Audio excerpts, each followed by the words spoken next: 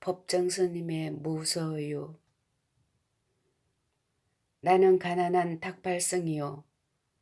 내가 가진 글하고는 물레와 교도소에서 쓰던 밥그릇과 염소젓 한 깡통, 흐름한 담요 6장, 수건, 그리고 대단치도 않는 평판, 이것뿐이요.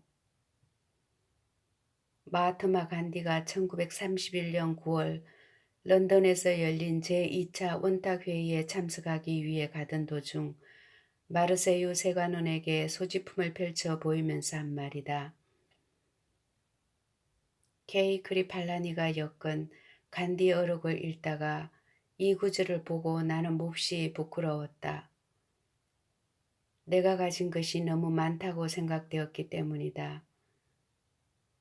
적어도 지금의 내 분수로는 그렇다. 사실 이 세상에 처음 태어날 때 나는 아무것도 갖고 오지 않았었다. 살 만큼 살다가 이 지상의 적에서 사라져 갈 때에 또 빈손으로 갈 것이다. 그런데 살다 보니 이것저것 내 몫을 챙기게 되었다. 물론 일상에 소용되는 물건이라고 할 수도 있다. 그러나 없어서는 안 될 정도로 꼭 요긴한 것들만일까. 살펴볼수록 없어도 좋을 만한 것들이 적지 않다. 우리들이 필요에 의해서 물건을 갖게 되지만 때로는 그 물건 때문에 적잖이 마음이 쓰이게 된다. 그러니까 무엇인가를 갖는다는 것은 다른 한편 무엇인가에 얽매인다는 뜻이다. 필요에 따라 가졌던 것이 도리어 우리를 부자유하게 얽어맨다고 할 때 주객이 전도되어 우리는 가짐을 당하게 된다. 그러므로 많이 갖고 있다는 것은 흔히 자랑거리로 되어 있지만 그만큼 많이 얽혀 있다는 측면도 동시에 지니고 있다. 나는 지난해 여름 난초 2분을 정성스레 정말 정성을 다해 길렀었다.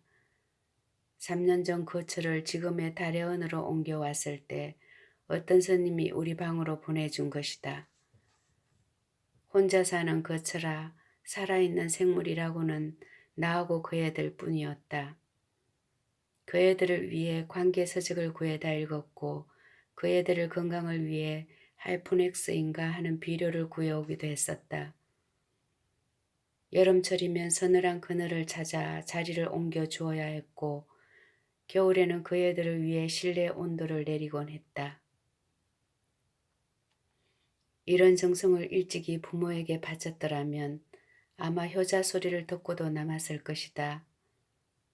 이렇듯 애지중지 가꾼 보람으로 이런 봄이면 은은한 향기와 함께 연두빛 꽃을 피워 나를 설레게 했고 잎은 초성달처럼 항시 청정했었다. 우리 다려원을 찾아온 사람마다 싱싱한 난초를 보고 한결같이 좋아라 했다. 지난해 여름 장마가 갠 어느 날 봉선사로 운어 노사를 뵈러 간 일이 있었다. 한낮이 되자 장마에 갇혔던 햇빛이 눈부시게 쏟아져 내리고 앞 겨울물 소리에 어울려 숲속에서는 매미들이 있는 대로 목청을 돋구었다. 아차, 이때서야 문득 생각이 난 것이다. 난초를 뜰에 내놓은 채 온 것이다.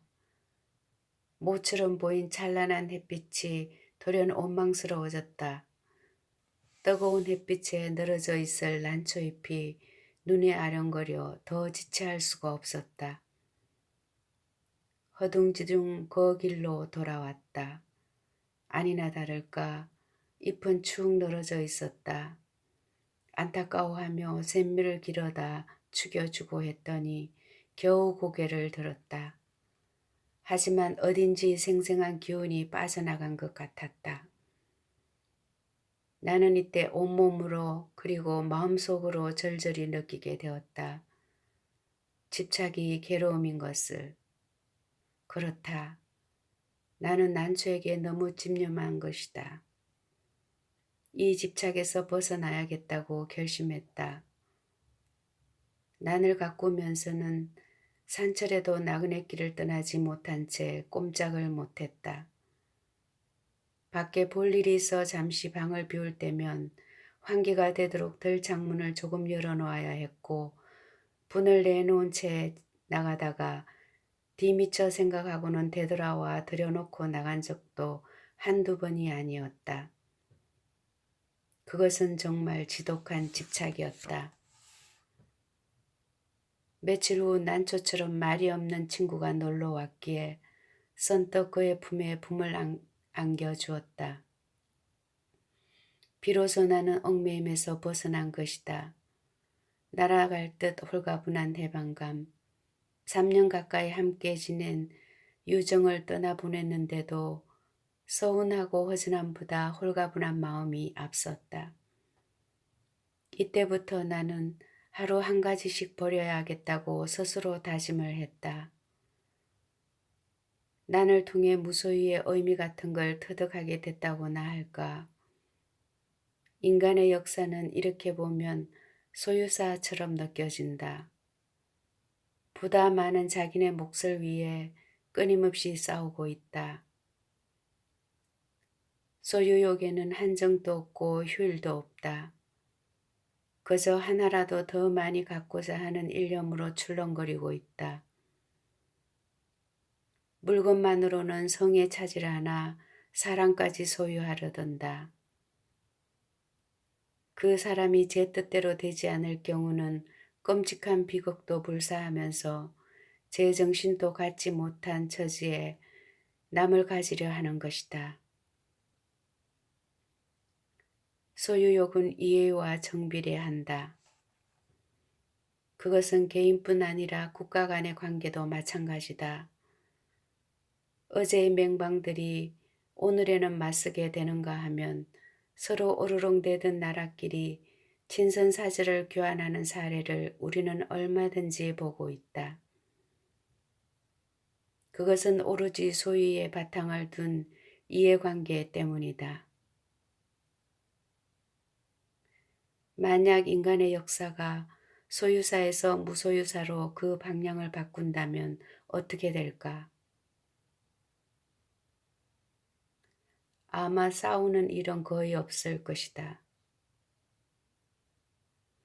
주지 못해 싸운다는 말은 듣지 못했다. 간디는 또 이런 말도 하고 있다. 내게는 소유가 범죄처럼 생각된다. 그가 무엇인가를 갖는다면 같은 물건을 갖고자 하는 사람들이 똑같이 가질 수 있을 때 하난다는 것. 그러나 그것은 거의 불가능한 일이므로 자기 소유에 대해서 범죄처럼 자책하지 않을 수 없다는 것이다. 우리들의 소유관념이 때로는 우리들의 눈을 멀게 한다. 그래서 자기의 분수까지도 돌볼 새 없이 들뜬다. 그러나 우리는 언젠가 한 번은 빈손으로 돌아갈 것이다. 내 이 육신마저 버리고 훌훌히 떠나갈 것이다. 하고 많은 물량일지라도 우리를 어떻게 하지 못할 것이다. 크게 버리는 사람만이 크게 얻을 수 있다는 말이 있다. 물건으로 인해 마음을 상하고 있는 사람들에게는 한 번쯤 생각해 볼 말씀이다. 아무것도 갖지 않을 때 비로소 온 세상을 갖게 된다는 것은 무소유의 또 다른 의미이다. 1971년의 글이었습니다.